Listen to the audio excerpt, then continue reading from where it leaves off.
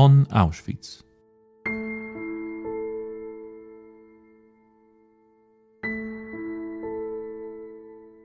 The history of Auschwitz is exceptionally complex. It combined two functions, a concentration camp and extermination center. Nazi Germany persecuted various groups of people there, and the camp complex was continually expanded and transformed. In the podcast on Auschwitz, we discuss the details of the history of the camp, as well as our contemporary memory of this important and special place.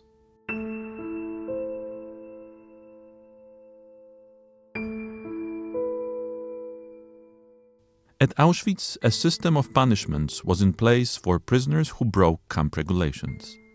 In addition to official penalties, SS garrison members and functionary prisoners also imposed so-called unofficial punishments. Dr. Piotr Setkiewicz, head of the research center at the Auschwitz Museum, explains the types of punishments and the offenses for which men and women prisoners could be punished. In today's conversation, I'd like to ask about the punishments imposed on men and women prisoners at Auschwitz. Among the accounts of survivors, there are numerous references to the fact that one could be punished for virtually anything, even the smallest offence, whether it was a missing button from the striped uniform or a momentary pause in work seen by a capo as shirking duties. Did Auschwitz have a formal system of punishing prisoners, or were punishments simply administered arbitrarily by SS men or functionary prisoners? Jedno I drugie. W każdym obozie koncentracyjnym w Niemczech istniał regulamin. The answer is both. In every concentration camp in Germany, there were regulations that outlined punishments for offences committed by prisoners. These regulations were, to some extent, modelled on the early regulations of Dachau from 1933, created by Theodor Eicke, a rule book that included many paragraphs and tried to account for many possible situations, although in reality many of them never occurred in the later practice of concentration camps. For example, Eicke considered what punishment should await prisoners who, during contacts with clergy, passed information about the concentration camp, and so on. It was a document very casuistically listing every possible offence that Eicke could think of. However, in later years these regulations were significantly simplified and changed. Unfortunately, the regulations of the Auschwitz concentration camp have not survived, and we cannot say with certainty what punishments they included. However, in his post-war testimony, the commandant, Rudolf Höss, tried to reconstruct from memory at least the catalogue of punishments. We also possess a document known as the Disciplinary Directive, which lists types of punishments. In the case of serious offences, a prisoner could be punished with flogging, and in such cases the role of the camp commandant was limited to describing the offence and submitting a request to the concentration camp inspectorate for approval. On the application form for such a request, punishments available to the commandant were also listed. However, theory was one thing and practice was another. In reality, any of those punishments could be applied at will or supplemented with others depending on the initiative of the SS men or capos. Since in camp practice a capo had the unofficial right to kill a prisoner and brutality, beatings and murders were tolerated, there was effectively no need to adhere strictly to regulations, which would have required following certain administrative procedures, submitting reports and forwarding requests. It was much simpler that when an SS man or functionary noticed some irregular behaviour from a prisoner, they would punish him on the spot rather than burden themselves with bureaucracy. Ukarać go na miejscu niż zawracać sobie głowę ową biurokracją. You mentioned that some documentation related to punishment survived. What kind of documentation was it? Zachowały się generalnie rzecz biorąc jedynie te dokumenty, które dotyczyły składania przez... Generally, only documents relating to SS men filing formal punishment reports have survived. Other punishments listed in the regulations left no trace in the camp's documentation. For example, if the regulations prescribed a reprimand, naturally there would be no trace of this in the camp records. Beyond reprimands, a prisoner could be punished with compulsory labour during free time, essentially on Sundays. In the surviving disciplinary reports, we find notes that a given prisoner was sentenced to 5 or 10 days of work during free time. This usually meant a number of consecutive Sundays during which the prisoner had to work under SS supervision. A group of prisoners punished this way would typically be assembled into a penal commando and sent to perform some heavy labour. In addition, a prisoner could be punished by being assigned to a penal company, and this was a much more serious punishment. The penal company was initially located at Auschwitz and later at Birkenau in the men's camps B1B and B2D. There was also a women's penal company, first at the Budi subcamp and later at the women's camp in Birkenau. Sentences to the penal company could last 2, 3, 6 or 12 months. In the penal company's register, a document that has survived, we often find entries reading, "until further notice," meaning a prisoner could remain in the penal company for an indefinite period, although it usually lasted a few months. After completing a sentence in the penal company, the prisoner would return to the camp unless it was decided that his offence was more serious, in which case he might be transferred to another concentration camp, typically to Flossenburg or, more often, to Mauthausen. Given the extremely harsh labour conditions at the Mauthausen quarries, that camp was often seen as an extension of the punishment for prisoners who had served time in the Auschwitz Penal Company. There was also a punishment involving the suspension of the right to send and receive correspondence. We know about this from survivor testimonies, but it is not mentioned in the surviving disciplinary reports, probably because the punishment was relatively mild. Another punishment was the withdrawal of meals, specifically in midday, even while the prisoner was still expected to work full shifts. This punishment would last a few days. There was also the punishment of being placed in a cell with what was called a hard bed, meaning a plank without a straw mattress, for several consecutive nights. This punishment was formally listed in the camp's disciplinary regulations, but appears to have been rarely, or perhaps never, applied in practice. Much harsher was the punishment of imprisonment in the camp jail. There were several levels of this punishment. The so-called first degree, or moderate arrest, meant 3 days confinement in the camp jail. The second degree, or severe arrest, meant 42 days in a dark cell.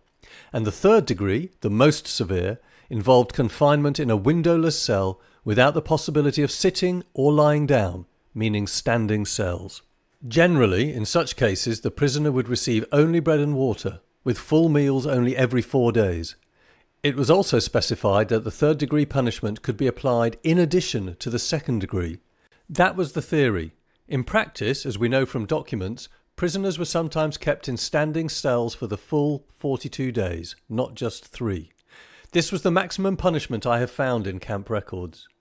Punishments were carried out in the camp jail located in the basement of Block 11 at Auschwitz I. Standing cells could be found either in the basement of Block 11, there were 4 of them, or in Block 3 in Sector B1. There was also a standing cell in the Monowitz camp, located between Blocks 9 and 10 in the former washhouse barrack, part of which was partitioned to create both an arrest cell and a standing cell. The punishment of confinement in a standing cell was perceived by prisoners as especially brutal. Such a cell measured less than 1 square metre, about 90 centimetres by 90 centimetres. Inside was a very small ventilation opening. Typically, 4 prisoners would be crammed into this space. Due to the lack of room, they could not sit and could barely move, and because ventilation was minimal, the prisoners would slowly suffocate overnight. In the morning, they were still required to go to work, and after evening roll call, they would return for another night in the standing cell. The most frequently administered punishment was a stay in a standing cell for 10 days, but there were also cases where prisoners had to endure longer periods in these cells. According to the regulations, the most severe punishment was flogging. Here, the procedure was significantly more complicated. After the submission of a disciplinary report and the proposed punishment determined by the Lagerführer, the camp manager, the documentation with the appropriate request was sent to Berlin, where it was supposed to be approved, at least in theory, by the inspector of concentration camps, Richard Glücks.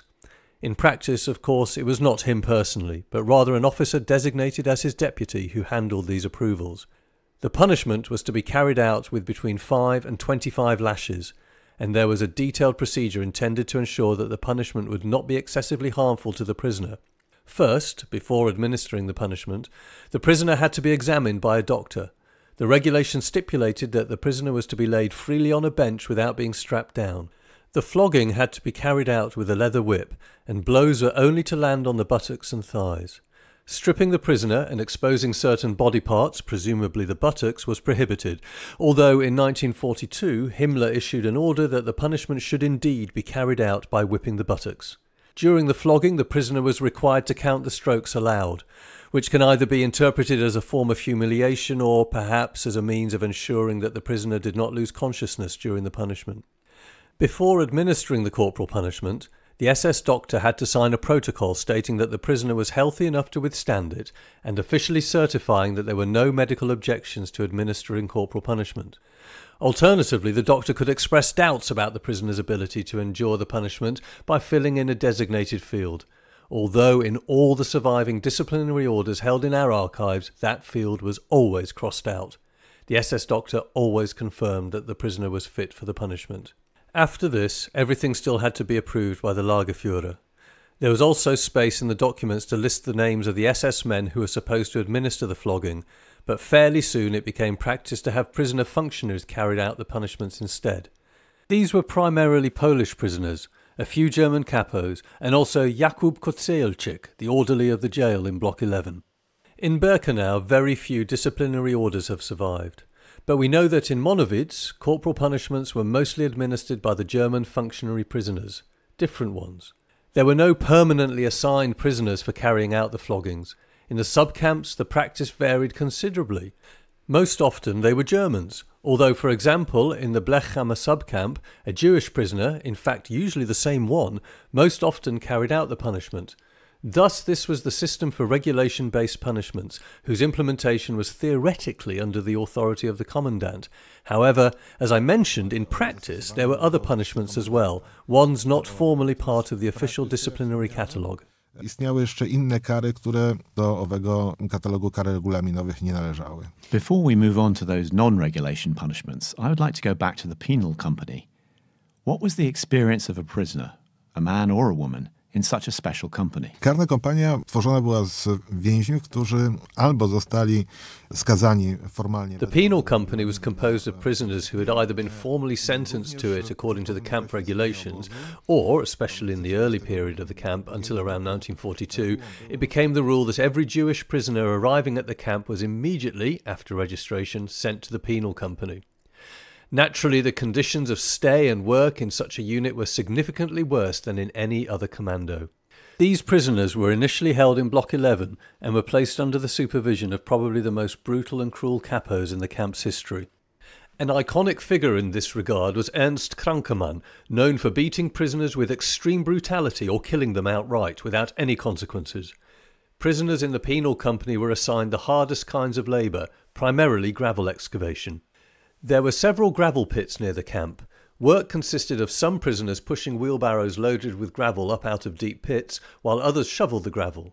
In principle, prisoners in the penal company were expected to work at a running pace, im Laufschritt, and were constantly driven and beaten by the functionaries.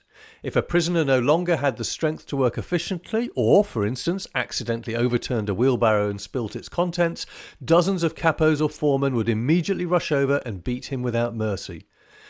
The conditions in the penal company can be illustrated by the fact that, according to surviving documents, Jewish prisoners assigned there in the summer of 1941 had an average survival time of about 15 days. This was partly true for other prisoners as well, mostly Poles, who were sent to the penal company as punishment for specific offences. However, Jews were sent there solely because they were Jewish. In 1940, Catholic priests were also initially sent to the penal company, although following interventions, presumably aimed at saving their lives, most of them were transferred to Dachau in December 1940. Thus, work in the penal company was the hardest, and prisoners were forced to work even on days off when needed. For instance, if prisoners could not work because of severe frost, the penal company was still sent out to clear the snow.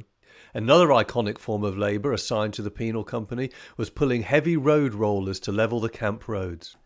Many prisoners vividly remembered the scenes of those from the penal company being constantly beaten while pulling or pushing the massive roller, with Krankemann running around them, mercilessly striking them with his club.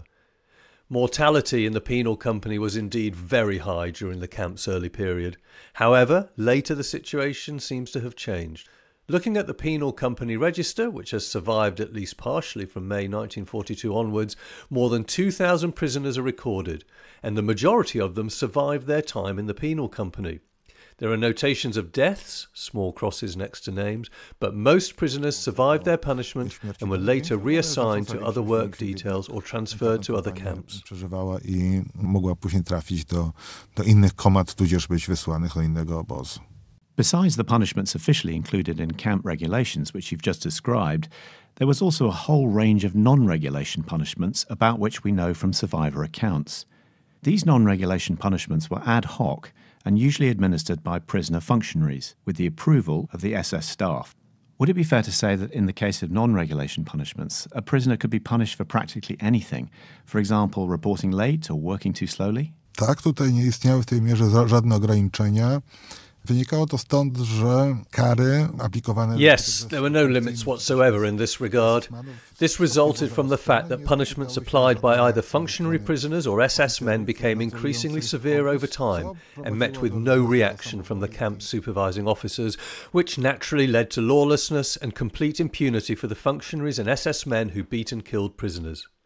This was clearly approved by the Auschwitz commandant's office and the camp commandant himself, given the complete lack of any practical interventions.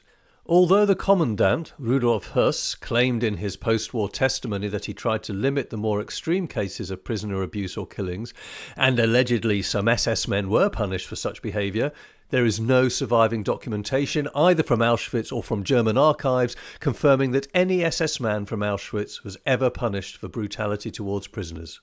There are only complaints recorded about civilian workers, foremen from companies employed by the SS on construction projects within the camp, or civilian supervisors at the sub-camps where prisoners worked in factories and mines, who, at times, took it upon themselves to punish prisoners. This did elicit some reaction. For instance, if a foreman beat a prisoner and broke his glasses, rendering the prisoner unfit for further work, a formal report was filed about the incident. There were also opposite situations. Some civilian engineers or foremen demanded that the SS initiate disciplinary proceedings against prisoners if they noticed infractions. In some cases, this might be understandable, for example if prisoners smoked in prohibited areas like mines or chemical factories where flammable substances and gases were present. However, often these civilian supervisors demanded punishment for prisoners for petty offences that posed no real threat, and they knew perfectly well that such denunciations could have deadly consequences for the prisoners. It was very often just such behaviour regarding some petty theft. For example, in the Monowitz factory, theft of machine oil was common. The oil was used in the camp to grease prisoners' shoes to maintain a proper appearance, as enforced by the capos or block elders. Prisoners with access to the storage areas were in some way ordered by the functionaries to steal the oil.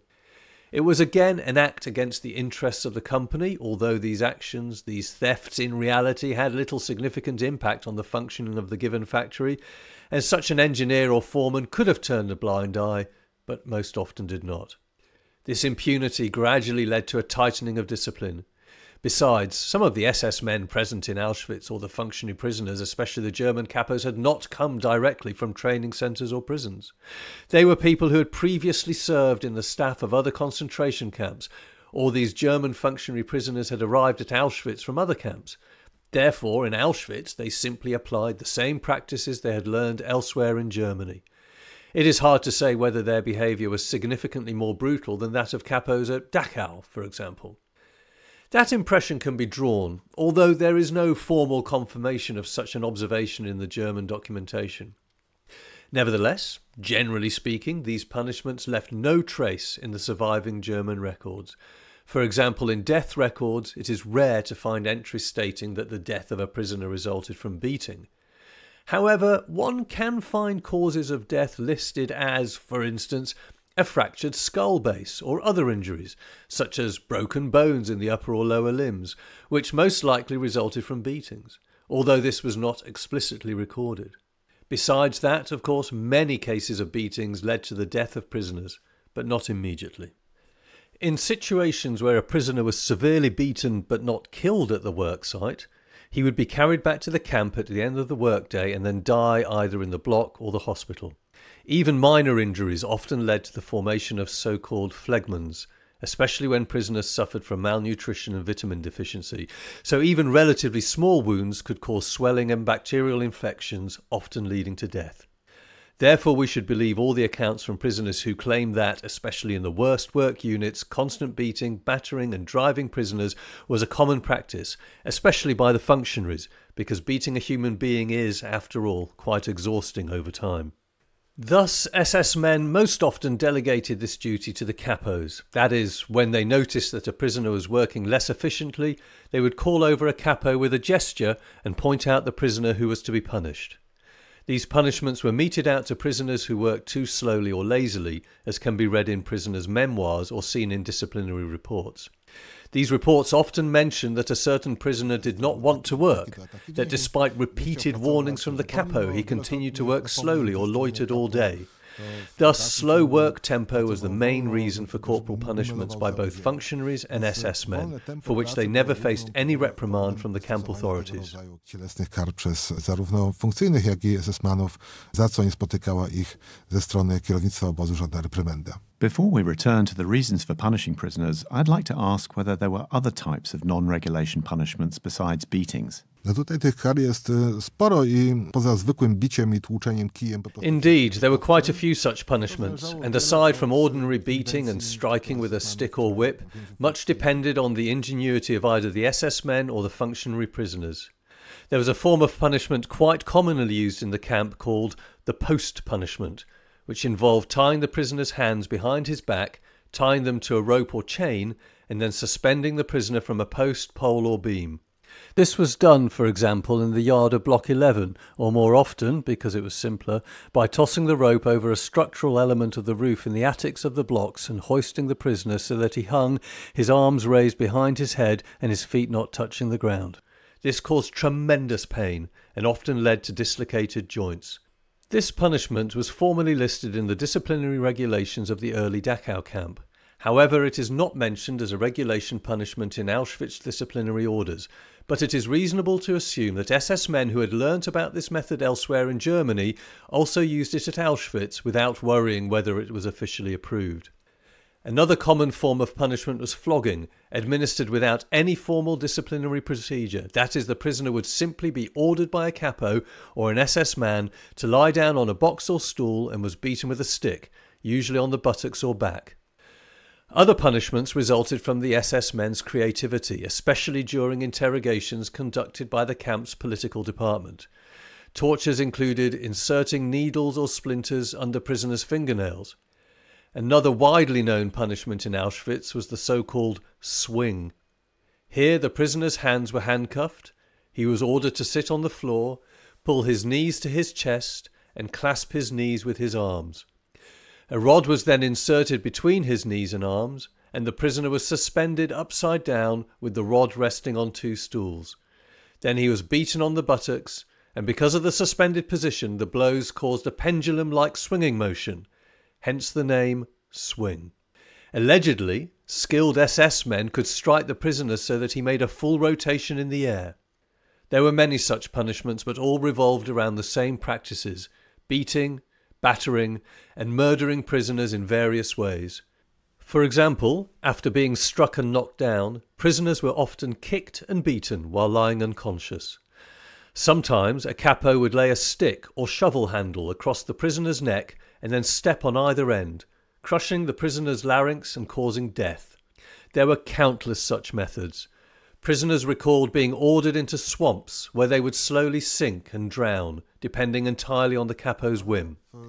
When such prisoners died, their corpses were carried back to the camp, and their cause of death was falsely recorded as various fabricated illnesses. Najróżniej wymyślając jakiekolwiek właściwie choroby, które miały prowadzić do jego zgonu. Were there punishments in which the general intention was the death of prisoners? Rzecz jasna tak, to były kary, które można nazywać egzekucjami. Wykonywane były one na kilka różnych sposobów. Of course, yes. These were punishments that can be described as executions. They were carried out in several different ways. The most common method of carrying out the death penalty in the camp was execution by shooting. This concerned people who, in the bureaucratic practice of the camp, were not formally prisoners. That is, they were most often Poles, brought to the camp solely for the purpose of executing the death sentence. They were shot either by a firing squad in the gravel pits near the camp, or later, essentially until 1942, at the death wall, as prisoners called it, or the black wall, in the courtyard between blocks 11 and 10. There, the death penalty was usually carried out by a designated SS man. This was most often Rapportführer Gerhard Palitsch, who had at his disposal a small caliber rifle. The execution was carried out in such a way that the prisoners, stripped naked still in the washroom of Block 11, were led out in pairs to the courtyard, positioned under the wall, and the SS man would shoot them directly in the back of the head. These executions probably claimed the highest number of victims, including both people brought from outside the camp and prisoners already interned in the camp. Now, a prisoner of the camp could also be sentenced to death in various ways and for various reasons. There was a sort of intermediate category, people who, from a formal point of view, were not actual prisoners of the camp. These were persons housed on the ground floor of Block 11. They were most often brought to Auschwitz from the jurisdiction of the SS Summary Court in Katowice, for example from the police prison in Mysłowice, and from time to time transported to Auschwitz. They stayed in the camp and received numbers according to an informal numbering series. That is, they were neither tattooed nor issued camp uniforms, nor did they have numbers sewn onto their jackets, but they received small slips of paper with their numbers. Their stay in Block 11 served only to isolate them until the SS Summary Court judges and Gestapo officials from Katowice would arrive and conduct the trial. These trials were extremely simplified and lasted just a few minutes. The interrogation was limited to asking the defendant a few questions, and in the vast majority of cases the decision of the summary court was that the prisoners were to be executed, and these sentences were carried out without delay. Meanwhile, death sentences carried out against prisoners who were actual Auschwitz inmates, meaning those who had numbers and had spent a certain period in the camp, were also implemented on the basis of rulings from German courts in the districts of the general government, generally from areas under their jurisdiction. It happened that a prisoner who arrived at Auschwitz, for instance in the spring of a given year, and who had spent quite a long time in the camp, formally registered wearing the striped uniform and marked with a triangle and camp number, could suddenly, even after many months, be summoned by the political department, taken to the courtyard of Block 11 and executed there. Often this involved groups of prisoners summoned together from the same transport that had arrived several months earlier. Thus, it is likely that these executions resulted from the conclusion of legal proceedings by the courts in a given region of occupant Poland and the issuance of formal death sentences. Then such prisoners were almost collectively led to Block 11 and killed there. A controversial issue here were the death sentences, or pseudo-sentences, issued by the head of the political department, Maximilian Grabner. These death sentences most likely stemmed simply from a reluctance to follow regulations or engage in bureaucratic paperwork. They involved persons under the political department's jurisdiction because, for example, they had participated in an escape, prisoners who were captured and later brought back to the camp, or because the political department deemed that a prisoner isolated in the basement of Block 11 knew about another inmate's escape plan but had not reported it to the SS, or even had helped organise it. It also concerned individuals involved with the resistance movement. To avoid bureaucratic hassle, as it seems, Maximilian Grabner would occasionally conduct inspections of the basement cells of Block 11 and personally select prisoners for execution. This was referred to in camp slang as the cleaning of the bunker. These prisoners were then simply led out to the death wall and executed without any formal procedures. Did Commandant Höss know about this? Probably yes. It is hard for me to imagine a situation where such often rather large executions took place without the camp commandant's knowledge. Perhaps this was one of the reasons why Höss was removed from Auschwitz in November 1943, through a promotion. He was transferred to Berlin because at that time a special SS commission, headed by the investigating judge Konrad Morgan, arrived at Auschwitz. This commission was primarily supposed to focus on cases of corruption. Morgan was a young and very ambitious prosecutor who had already succeeded in bringing several high-ranking SS officers to court in other concentration camps. And here probably someone decided to spare Höss from such a fate and simply transferred him elsewhere, to Berlin, in order to prevent an investigation against him. Meanwhile, the person who remained within Morgan's reach was precisely Maximilian Grabner, and here he was formally charged with a procedural violation and with sentencing prisoners to death in an unauthorised manner, as it was stated. Grabner was indeed removed from Auschwitz, arrested, and spent many months in prison. However, ultimately he was not put on trial, as he also had his protectors. The SS men likely could not really understand what the problem was, because if an ordinary capo could beat a prisoner to death at the workplace without facing any consequences, why suddenly would a prosecutor come and press charges for carrying out executions in an unauthorised way? These executions took place, as we know from, for example, entries in the Bunker Book. There, next to the names of those sentenced to death and mostly shot, red crosses were placed. Also, by looking at entries in death records, one can determine how many such executions took place at Auschwitz and on what days, and almost even at what times of the day, because in 1941 it was directly recorded in the death certificates that the cause of death was execution by shooting or execution for resisting state authority. These were two formulas initially used for such executions in 1941. Later, someone likely realised that these formulations needed to be replaced because death certificates, at least their copies, were sent outside the concentration camp to civil registry offices in Germany for purposes such as inheritance. They served simply as death confirmations. And in such a situation, if it turned out that many such death certificates carried information that numerous prisoners were executed, it could raise concerns amongst the public or relevant officials. Thus, instead of noting execution by shooting, they began to use the formula plötzlicher Herztod, sudden cardiac arrest, though there were cases where the cause of death for murdered prisoners was also recorded as some common illnesses. However, in the overwhelming majority of these executions, the entry plötzlicher Herztod indicated that prisoners had been murdered, most often by shooting. We have entire sequences of death records where dozens or even over 100 prisoners have sudden cardiac arrest recorded as the cause of death, in time intervals of a few minutes. If, in the individual volumes of death records, you find successive death certificates stating time of death at 1500, 1502, 1504, and so on, it undoubtedly indicates an execution. Generally, most often by shooting, although the same formula was used to cover executions by hanging. Here, death by hanging was most often applied to prisoners accused of preparing an escape or participating in an escape attempt, especially fugitives caught after some time outside the camp. After a series of tortures and interrogations aimed at clarifying the circumstances of the escape, who organised it, who else helped, were hanged after being held in the basements of Block 11.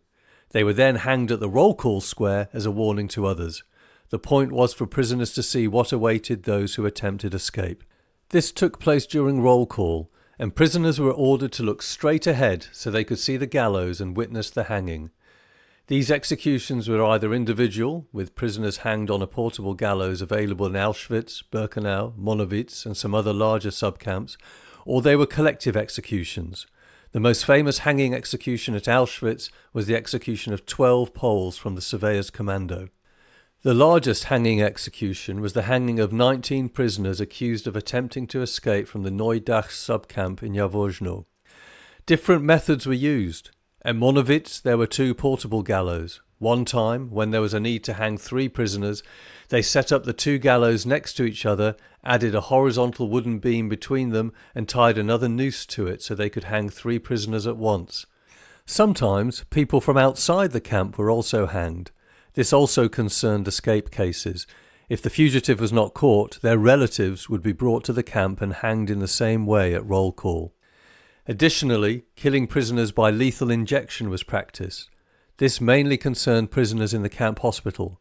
When orders came that certain prisoners were to be killed, often for reasons of convenience and to save time, they were simply killed by injecting phenol directly into the heart. There were also cases when groups of people brought from outside specifically for execution were added to groups of Jews selected on the railway ramp and sent to the gas chambers. So when several hundred Jews were gassed, a group of Polish prisoners was sometimes added to them to die together in the gas chamber. Thus there were many ways of killing prisoners applied simultaneously and in many places. Only exceptionally, and only for a short time, starvation punishment was used at Auschwitz I. This execution mainly affected prisoners who became victims of selections after escape attempts from their work unit or block. It was used as a reprisal. During roll call, the commandant or his deputy would announce that some prisoners from the unit or block from which the escapee came would be chosen and imprisoned in the basement of Block 11 until the fugitive voluntarily returned. Of course, such returns never happened. In practice, the selected prisoners ended up in Block 11 and there gradually died of starvation. Więźniowie trafiali do bloku 11 i tam stopniowo umierali z głodu. You mentioned that a prisoner could be punished for participating in an escape, for assisting an escape, for suspected contacts with the resistance movement, or for avoiding work. What were the other reasons for which a prisoner could be punished? Były to przyczyny najróżniejsze i wiemy o nich zarówno z relacji byłych więźniów. The reasons were very diverse, and we know about them from the testimonies of the survivors and from those penalty reports, which concerned not only more serious matters, but sometimes also completely trivial incidents. And one could really wonder why, in such cases, these penalty reports were even filled out and why the whole formal procedure was initiated. I don't have a good answer for that. I have the impression that it was simply because the regulations required it. And in a situation where an inspection might occur and someone asked the camp commandant how discipline was maintained at Auschwitz, they could always go to the filing cabinet and pull out a stack of these penalty reports and show, here you go, we have these penalty reports, proving that we are following all required procedures. And thus, in these reports, a considerable number of which have survived, we have described situations that reflect the realities of camp life and the offences that, under normal circumstances in present-day penitentiary systems, would never lead to any formal disciplinary action. But at Auschwitz they did.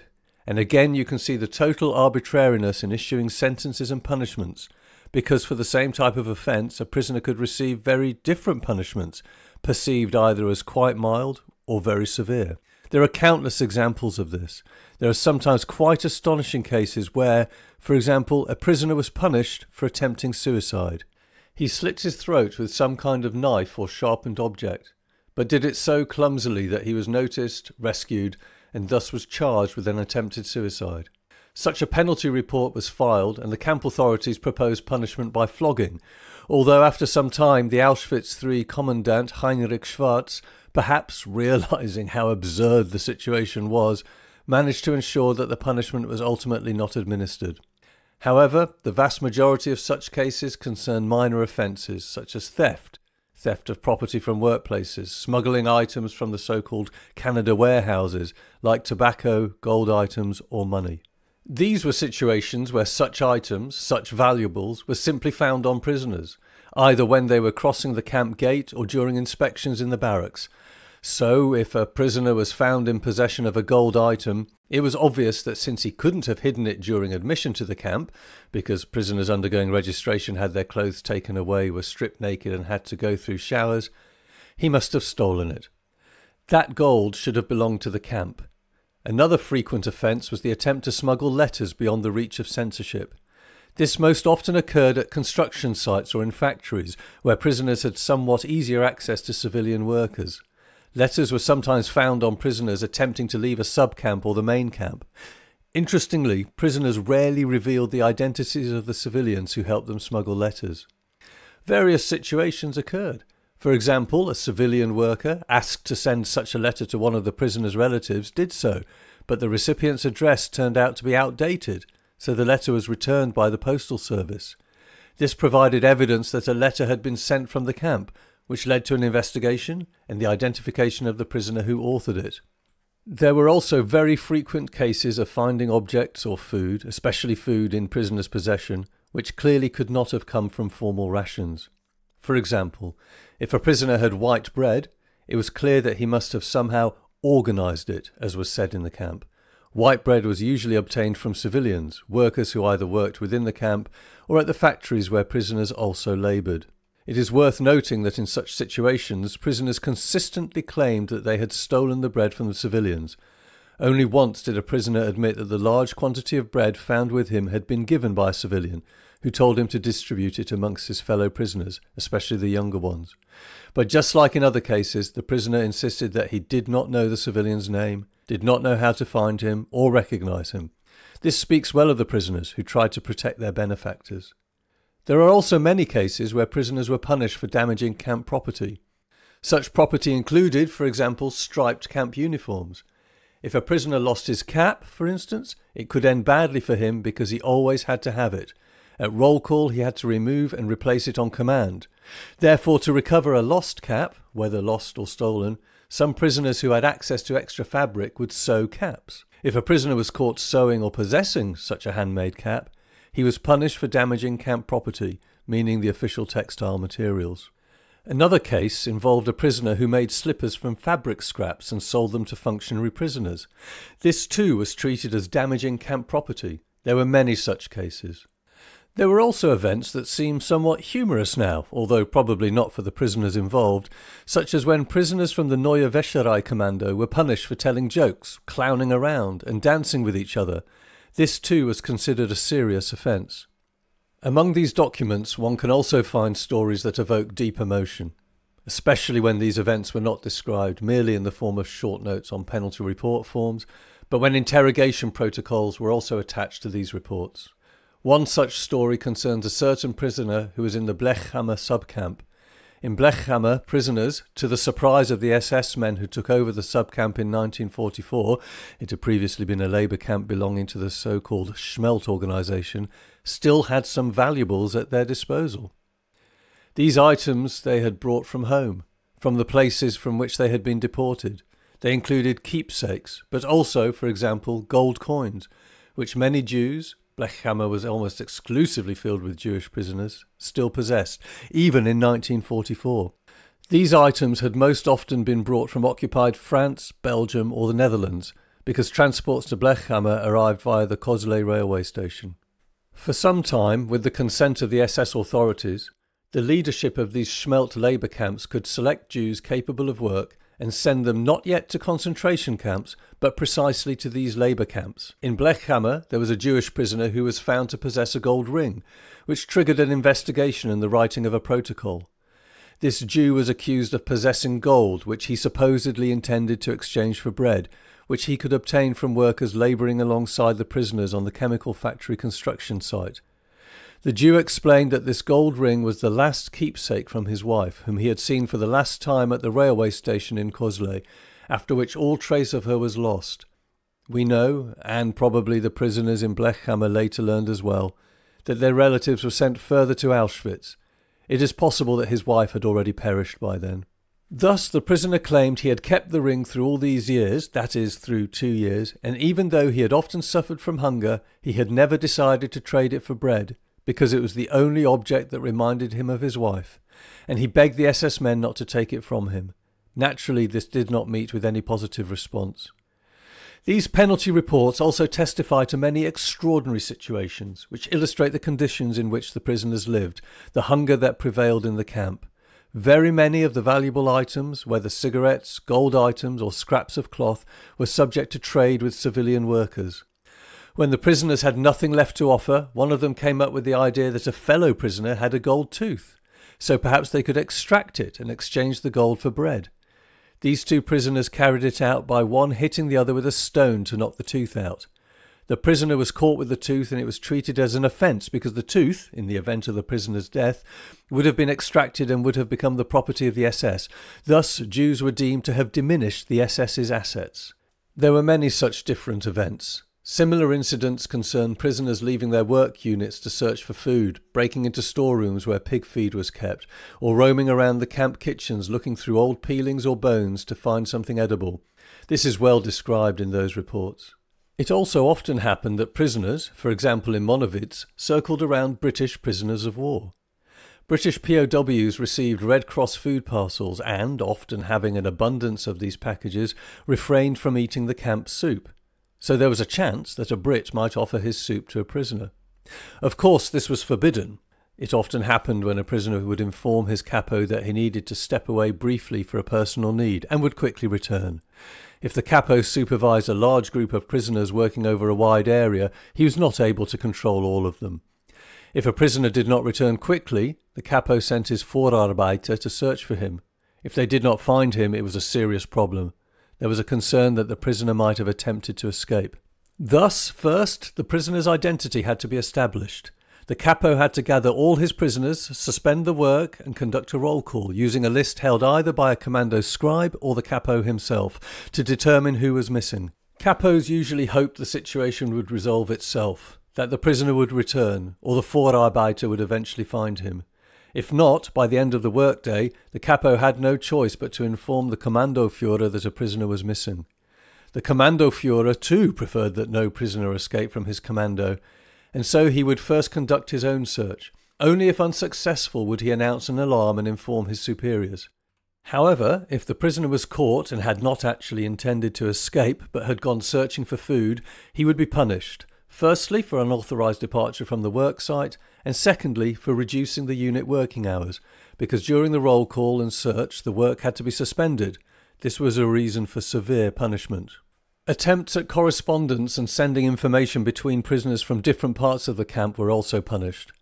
Prisoners who exchanged letters were punished. They were often family members or prisoners who developed romantic relationships under camp conditions and exchanged love notes. This was forbidden and led to punishments. Generally, any contact with prisoners from other work units, especially with women prisoners during work, was forbidden. There is a story of a male prisoner who worked in the Union Commando in an office. This was a factory located between Auschwitz and Birkenau. At one point he noticed through the window that a unit of women prisoners was passing by, and among them was his sister. Seeing her, he ran out of the building and took a few steps towards her. He was stopped by an SS man and was accused of attempting to escape. Initially it was treated as a major offence and he was interrogated. Eventually the charge was reduced. He was not punished for attempted escape, but for unauthorised departure from his unit. There are many examples of prisoners being punished for completely trivial or alleged offences. One common example is when the inspection officer, Lieutenant Miller, noticed 2 women prisoners picking apples. One must remember that in Birkenau apple trees remained from the Polish farms destroyed during the camp's expansion. Even today a few of those apple trees still grow. When a commando passed by such trees and a woman prisoner picked an apple, if she was seen, she would be reported to be punished. Zauważona i przedstawiona do ukarania.